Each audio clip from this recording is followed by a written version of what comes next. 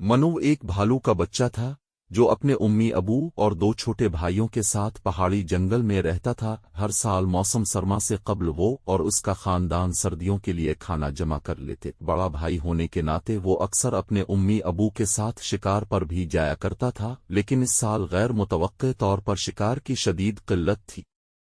ना तो उनको बहते दरिया में मछलियां मिल रही थीं और न ही खरगोश वगैरह, दरख्तों पर शहद भी नजर नहीं आ रहा था। इस सूरत हाल से मनु के वालिदैन की तरह तमाम ही भालू परेशान थे। अगरचे वो सर्दियों का ज्यादातर हिस्सा सोकर गुजारते थे, ताहम खाना तो जरूरी था। अगर वो अभी खाना जमा न करते तो पूरी सर्दियां कैसे गुजारा करते।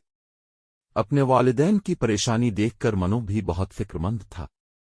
इसे सूरत हाल का मुकम्मल इल्म तो न था, लेकिन ग़िज़ा की किल्लत का इसे भी अंदाज़ा था। वो इस मुश्किल वक्त में अपने खानदान की मदद करना चाहता था। एक रोज़ वो उम्मी अबू को बताए बगैर अपने गार से निकल कर दरिया की जानिब चल पड़ा। काफी देर तक दरख्तों के दरमियान नीची ढलान उतरने के बाद उसे एहसास हुआ कि वो रास्ता भूल गया है। उसने सोचा कि शायद इस रास्ते पर जाने से खाने का कोई जरिया तलाश कर लूं। ये सोचकर वो चलता रहा। मजीद आगे जाके उसे एक गार दिखाई दिया। पहले तो वो इसे देखकर जरा हिचकिचाया, लेकिन फिर वो गार में दाखिल हो गया जो काफी लंबा था। दरअसल वो एक सुरंग थी जो कुछ लोगों ने बनाई थी।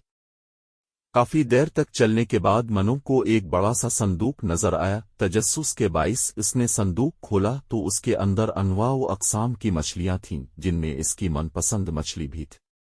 वो बहुत खुश हुआ। उसने आदेर अलिफादेर देखा तो उसे मजीद संदूक नजर आए। इसने बारी बारी सबको खोल कर देखा, जिनमें मारखोर, खरगोश और हिरन थे। ये सब देखकर मनु की खुशी की कोई इंतहा ना रही। उधर मनु के उम्मी अबू और भाई बहुत परेशान थे। अंधेरा छाने को था, लेकिन मनु का अब तक कुछ पत्ता न था। उन्होंने इसे हर तरफ ढूंढा। दीगर भालू भी इसकी तलाश में सरगर्दा थे। एक भालू ने इसके वालिदैन से कहा कि मुझे एक नई सुरंग नजर आई है जिसमें कुछ लोग हैं। मनु के अबू, बेलवोहे का सरदार और 5 भालू इस भालू के साथ सुरंग की जानिब रवाना हुए। वहां तक पहुंचने में काफी वक्त लगा। इस वक्त तक घुप अंधेरा हो चुका था, लेकिन सुरंग से रोशनी और आवाजें आ रही थी। तमाम भालू मोहतात अंदाज में सुरंग की जानिब बढ़े। करीब जाने पर उन्हें गुफ्तगू सुनाई दी। वो कह रहे थे, आज तो हमारे हाथ बड़ा शिकार आया है। इस भालू के तो हमें बहुत पैसे मिलेंगे, बस उसको छुपाकर स्मगल करना है। ये मुर्दा नहीं है, इसलिए खास एहतियात करनी होगी। ये सुनकर तमाम बेलवोहे ने कहा कि हो ना हो मनु उन्हीं के कब्जे में है। उन्होंने फौरी अंदर जाकर उन पर हमला कर दिया। वो तकरीबन 10-15 लोग थे, लेकिन बेलवोहे को देखकर वो हवास बाख्ता हो गए। उन्हें अपने हथियारों के पास जाने का मौका भी ना मिल सका। वो खौफ के मारे जान बचाकर सब कुछ छोड़ छाड़ कर भाग गए।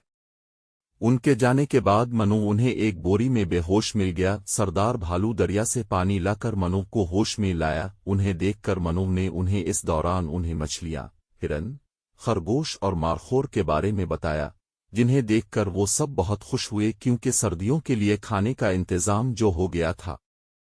वो खाना लेकर वापस अपने ठिकाने पर आ गए। सुबह तमाम बेलवोहे को मनु की वापसी और खाने के जखीरे की खबर हुई तो बेलवोहे की आबादी में खुशी की लहर दौड़ गई। इन सब ने मनु की बहादुरी पर इसे दाद दी।